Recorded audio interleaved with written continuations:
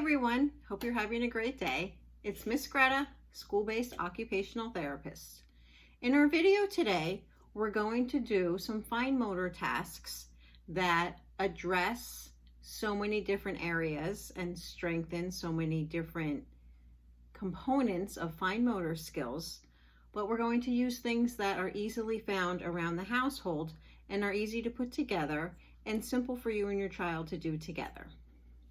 So the first thing is clothespins. So what I have here is a ruler. It's hard to see, but I have all different kinds of clothespins on it. These are really simple, the wooden ones to get off. And then these are about a medium. These are like a chip clip type clothespin and all different colors, so it's fun for the kids. And these are a little more challenging to pinch. So I like to have different levels and a variation of strength of clothespins. Now, if kids can only do the more simple ones, that's fine. You can use all those, but I like to mix it up and challenge them a little bit. So what this does, it has the child use two hands together. I would have them hold the ruler in one hand and one at a time take the clothespins off. All right, and then when they're all off, you don't need to watch me do all of them, but I have them take them all off. They might want to do a pattern when they put them back on. Maybe you can use some index cards and say do a certain pattern. All right, and then if you want to, you can have them use the other hand.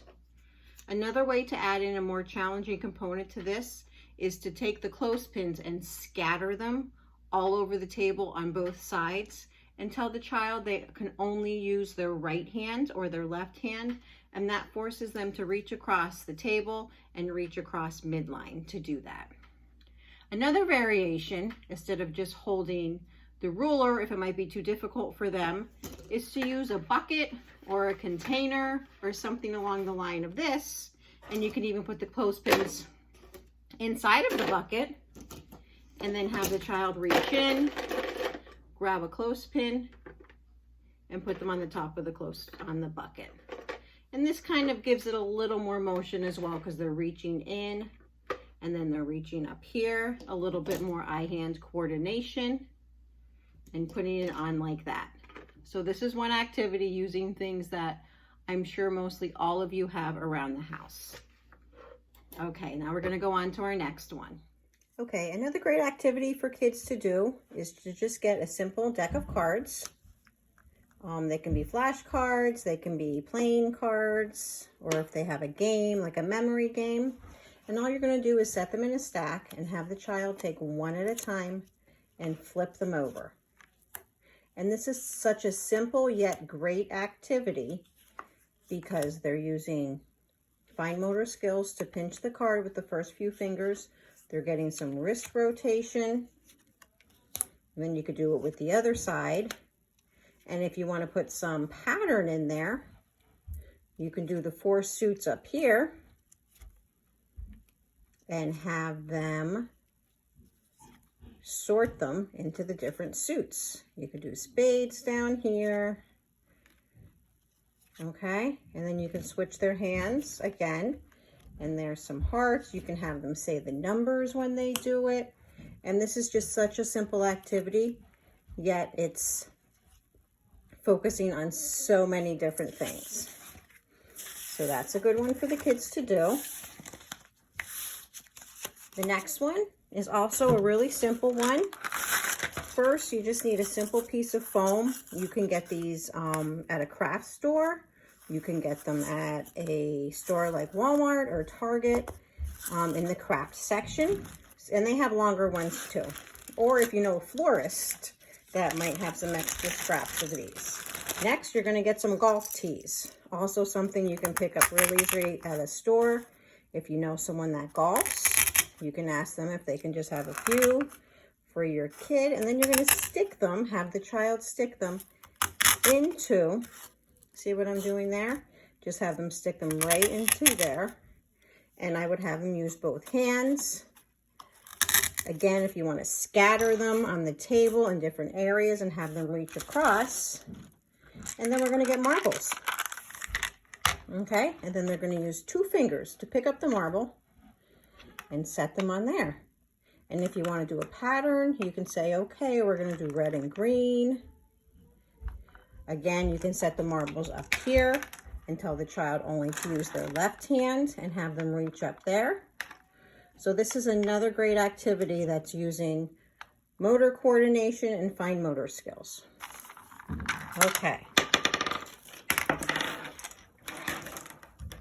The next activity, again, is something that you will have around the house, most likely. An old egg carton, you can number it, and then buttons or coins, paper clips, any small things you have around the house. If your child isn't counting up to the higher numbers yet, you can maybe just do 1 and 2 and 1 and 2 and just keep it to the smaller numbers. So your child, again, will pick up, count how many buttons. I want you to encourage them to use 2 different fingers, or 2 different hands, I mean, and use these fingers to pick them up. All right? So that's an activity they can do with things that you have around the house. Another variation of the one I just did is to use a muffin tin. Now this muffin tin is a toy muffin tin that I have from a set, but you can very easily get your own muffin tin, make up little cards with numbers on them and colors, and then the same thing if you have buttons around the house or coins. So this one I have yellow, you can do yellow buttons in there, red buttons in there, blue buttons, or if you don't have colored things, you can maybe put a quarter in there and a dime and a nickel and have some coins and have them sort them that way. And then here, this one needs 5, so you can have them count them out. And this is another great thing. You're working on sorting, you're working on sequencing, you're working on matching, and of course the fine motor manipulative skills. All right, the next thing I have, again, with things that you might have around the house. First, these are the bingo daubers. If you know someone that plays bingo, or you could pick these up at a big box store or a craft store. So you can put their name on a piece of paper, and if they don't have the dexterity for their name yet, then you can just do a shape or a circle or a number, and they're gonna hold it like a pencil, just like this. Tuck these fingers in, hold it like a pencil, and then just press down. So this is getting motor coordination, fine motor skills, a little bit of pressure through their hand. You can have them, I'm going to do it this way so you can see a little bit better. And this is a great thing. Or you can even have them draw with it and trace like that. Now this is a little bit wider to hold, almost like a glue stick. So this is good for kids who don't have the precision yet. However, if you have kids who have a little more control in their fingers, they can do some Q-tip painting. So this, again, I just use a piece of scrap paper. You can do some stems for flowers. You can let them use their imagination. And then craft glue. If you don't have any of this, these are 50 cents or $1, I think, at Walmart. Or if you know someone that does crafting, they probably have an extra bottle. Then you're going to have the child take a Q-tip, hold it in their fingers, and then they can paint. They can put little leaves on here.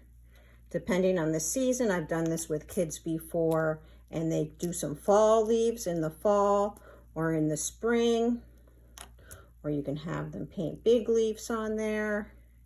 In the winter time, you can use a piece of black construction paper or dark blue and use white paint, and you can make it snow. And something like this, you can use your imagination. Your child can use their imagination. Yeah, it's using such good skills and developing eye-hand coordination, fine motor control, using 2 hands together. You always need to encourage them to hold the paper with their helping hand. Okay, so there's that Q-tip painting. Another thing that you can do with items around the house. This is an old container, sour cream. You can use a yogurt container. And inside I have buttons again. I have some chips from a card game. I cut a little slot right inside here. You need to have the child open the lid and close the lid. That's a very important skill as well. And then just have them pick them up and put them in. And you could do all different sizes. You can do coins, you can do paper clips, anything small you have around the house. All right, so that's an easy skill. Again, spread them all up here so they have to reach across and put them in. Okay, again, things that you find around the house. And one last thing, you might not have all of this stuff around the house, but a lot of things, if kids go to birthday parties, they get little toys like this or in vending machines. This, I know, is something that we probably got in a grab bag. So any kind of little things like this. This is a frog. The kids love this. They're trying to get it to hop into the bowl.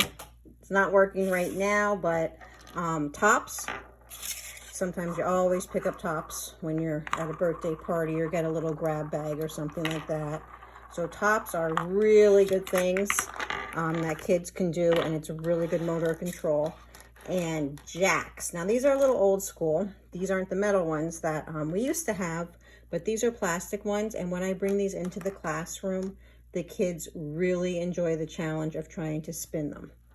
And these you can probably pick up in the toy section or at a dollar store, fairly cheap, or you might have them around the house. And this is really good because it uses the two fingers together. You have to have good stability to get it to stand straight. And you can have them see how many they can get going at the same time. All right, so thank you very much for watching, and I hope you will be able to do some of these tasks with your child, and they're things that you have around the house.